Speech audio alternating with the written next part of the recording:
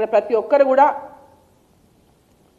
భారతీయ జనతా పార్టీకి ఓటేయడానికి వాళ్ళు పెద్ద ఎత్తున వాళ్ళే స్వయంగా వచ్చి వాళ్ళు చెప్తా ఉన్నారు మేము భారతీయ జనతా పార్టీకి వేస్తాం ఈసారి ఓటని. వీళ్ళేమో ముస్లింల ఓటర్లను నమ్ముకొని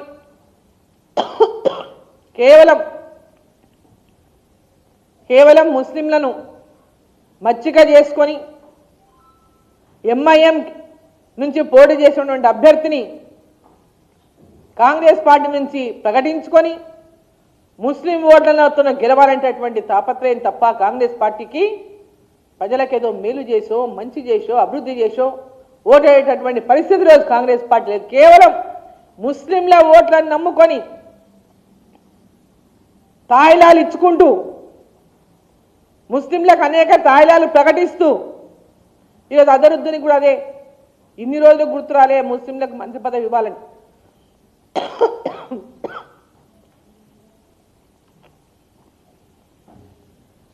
వాళ్ళ ఓట్లు వేయించుకొని అధికారంలోకి వచ్చి 2 సంవత్సరాలుగా గుర్తురానటువంటి ముస్లింలకు మంత్రి పదవి గుర్తురానటువంటి ఈ కాంగ్రెస్ పార్టీకి ఈ ఎన్నికలప్పుడు ఓడిపోతామనేటటువంటి భయంతోన అజరుద్దీన్ గారికి ఇవాళ మంత్రి పదవి ఇవ్వబోతున్నాము, ఎల్లుండి ప్రమాణ స్వీకారం అని చెప్పి ప్రకటిస్తా ఉన్నాం. అంటే కేవలం ఓట్ల కోసం ఏ గడ్డైనా తినడానికి సిద్ధంగా ఉంటారనేది దీనివల్ల వాళ్ళకి స్పష్టమవుతా ఉంది. ముస్లింల ఓట్ల కోసం ఏ రకమైనటువంటి అబద్ధ ప్రచారాలన్నా వాళ్ళు చేస్తారు, మోసాలన్నా చేస్తారు, ఏ రకమైన దానికైనా వాళ్ళు సిద్ధపడతారు. నేను ఒకటే కోరుతా ఉన్నా, దాదాపు 3,84,000 పైన ఓట్లున్నాయి.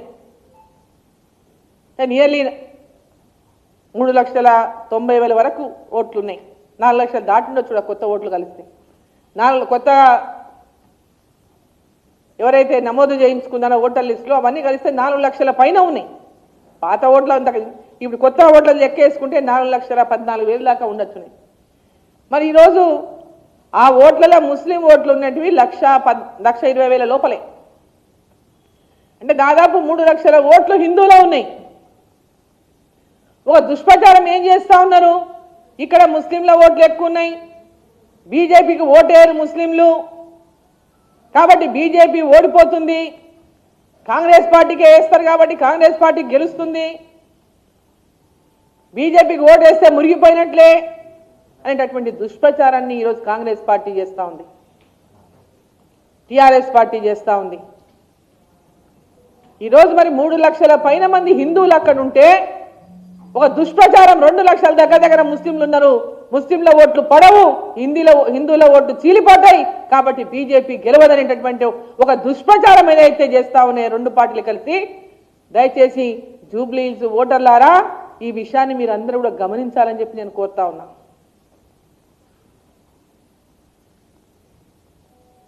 మరి మీలో కూడా కొంచెమన్నా రోషం మనకు కూడా రావాలి కదా. కాంగ్రెస్ పార్టీ ఆ విధంగా చెప్పుకుంటున్నప్పుడు ప్రజలకు కొంచెమన్నా హిందువులు మన వాళ్ళకు ముస్లింలు మాకేస్తారు, బీజేపీకి ఎవరు అయ్యారు, బీజేపీ అంటే హిందువుల పార్టీ, ముస్లింలు అయ్యారు వాళ్ళకు ఓట్లు,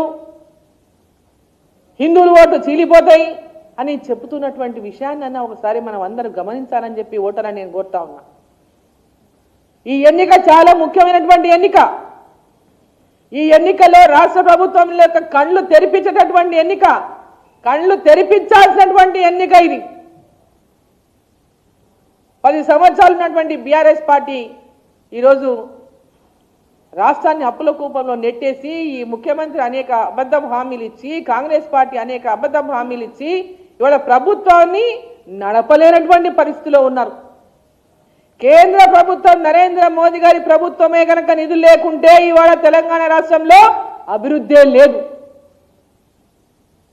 నరేంద్ర మోదీ గారి యొక్క కేంద్ర ప్రభుత్వం ద్వారా గత 10 సంవత్సరాలు అంటే టీఆర్ఎస్ పార్టీ అధికారంలో ఉన్న 10 సంవత్సరాలు కూడా దాదాపు 10 లక్షల కోట్ల రూపాయలు తెలంగాణ యొక్క అభివృద్ధి కోసం నిధులు ఇచ్చినారు. కానీ వీళ్ళు తప్పుడు ప్రచారం చేస్తారు. ఎప్పుడు కేంద్రం నిధులు ఇస్తలేదు, అబద్ధాలు మాట్లాడి ఓట్లు రాబట్టుకునేటువంటి ప్రయత్నం చేసింది టీఆర్ఎస్ పార్టీ. ఈనాడు అదే పాటతో కాంగ్రెస్ పార్టీ మాట్లాడుతూ ఉంది. కేంద్ర ప్రభుత్వం నరేంద్ర మోదీ గారి ప్రభుత్వం తెలంగాణకు నిధులు ఇస్తలేదు అనేటటువంటి అబద్ధాలు ప్రచారం చేస్తూ ఉన్నారు. అసలు నరేంద్ర మోదీ గారి ప్రభుత్వం కేంద్ర ప్రభుత్వం నిధులు ఇవ్వకుంటే ఈరోజు తెలంగాణ రాష్ట్రంలో గ్రామాల్లో ఒక తట్టెడు మట్టి కూడా ఎత్తలేనటువంటి పరిస్థితులు అనే విషయాన్ని గమనించాలని చెప్పి సందర్భంగా నేను కోరుతా ఉన్నా. ఈరోజు ఎక్కడ కూడా ఈ రాష్ట్ర ప్రభుత్వం నిధులు లేక మంత్రుల మధ్య పంచాయతీలు, మంత్రుల మధ్య పంపకాల పంచాయతీలు, ఎవరెంత పర్సెంటేజ్లు సంపాదిస్తున్నారు, ఎవరని భూములని ఆక్రమించుకుంటున్నారు, ఎవరని సెటిల్మెంట్లు చేస్తున్నారు, ఈ 4-5 ఏళ్ల వల్ల రామ ఎట్లాగో మనము ఎంతెంత దోచుకొని పోవాలి, ఎంతెంత జమ చేసుకొని పోవాలనేటువంటి ఆలోచన తప్ప తెలంగాణ ప్రజల గురించి కానీ తెలంగాణ అభివృద్ధి గురించి కానీ ఈరోజు ఈ రాష్ట్ర ప్రభుత్వం ఆలోచిస్తలేని విషయాన్ని ప్రజలందరూ గుర్తించాలి. ముఖ్యంగా జూబ్లీ హిల్స్ ఓటర్లందరూ కూడా గుర్తించాలని చెప్పి సందర్భంగా నేను కోరుతా ఉన్నా. మీరు కూడా ఎక్కడెక్కడి నుంచో గ్రామాల నుంచి ఉపాధి కోసం బతకడానికి హైదరాబాద్కు వచ్చినారు.